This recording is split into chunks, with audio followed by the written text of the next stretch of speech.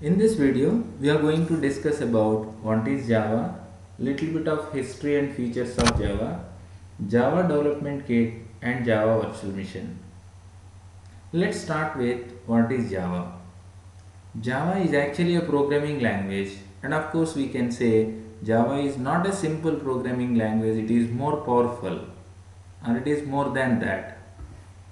So it is supporting the buzzwords like it is simple, object oriented, distributed, interpreted, robust, secure, architecturally neutral, portable, high performance, multi-threaded dynamic language. According to James Gosling, Java is actually an environment, and of course it's a platform, and it's a new way of thinking, right? Let's look at the principle of Java. In fact, the Java is developed on the principle called write once, run anywhere. Once you write the Java program, Java C compiler actually generates the bytecode or the class file. This class file can be interpreted by any sort of platform. Like the PC may run with Windows operating system, or it may run with Sun Solaris, Unix, Macintosh. Irrespective of the platform which is running in the system, this class can be interpreted by the interpreter. That's why we say Java is actually based on the principle called write once, run anywhere. Let's look at history of Java. In 1991, at Sun Microsystem it was initiated by James Gosling and so-called colleagues of James Gosling. And in 1993, their first product was released, and they said it as Oak Project. And they name it because oak is actually a coffee tree, and of course it's a symbol for strength. That's why they choose this name, and their intention is Java is actually oak is a powerful programming language. That's the intention behind. In 1995, they thought that they have to change this name as Java. The reason is oak is already patented by some other company.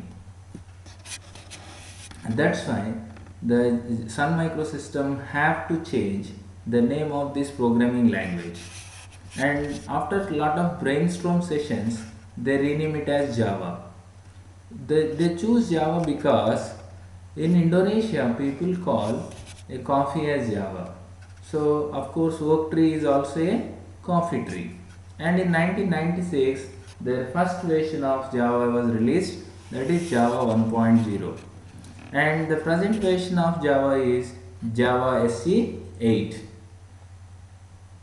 And that product was released in 2014 March. Let's look at the features of Java.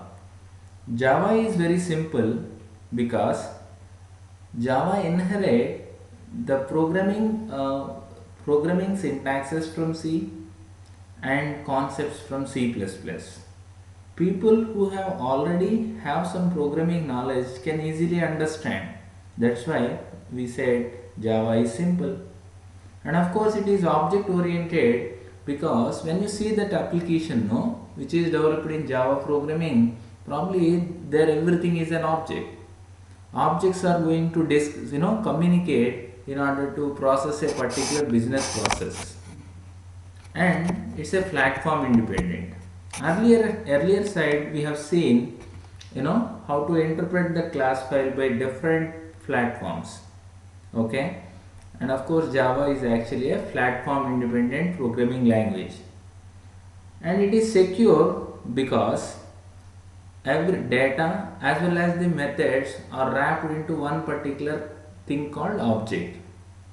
So we spoke about something called encapsulation earlier. Because of that we can say Java is a secure programming language. And of course it is robust because it is actually model the real world, and architecturally neutral means that any changes made to the architecture any updations happen to the architecture, it will never impact the program which is running in Java. And Java is portable because of inheritance. If you see the class, when it inherits the properties of some other class, the subclass have the full power of accessing the features which are already defined in parent class, and of course it has its own unique behaviors. That's in that context we can say Java is actually a portable language, and it gives with high performance, probably with the help of JIT compiler. In the next slides probably we will talk about it. Distributed. Java is distributed language because it is not meant for programming for a desktop. We can develop an client server kind of application where the Java is actually work with some network interfaces and all. So with the different clients probably can communicate, or different systems can share this particular what do we say application. And of course it is multi-threaded. When I say multi-threaded, when you run the Java program at a server, okay, if you see a web application which is developed in Java language, when number of clients are accessing the server, we don't create a new process inside the server for individual users. Instead of that, we are going to create a lightweight thread on the top of the existing process which is running that web server.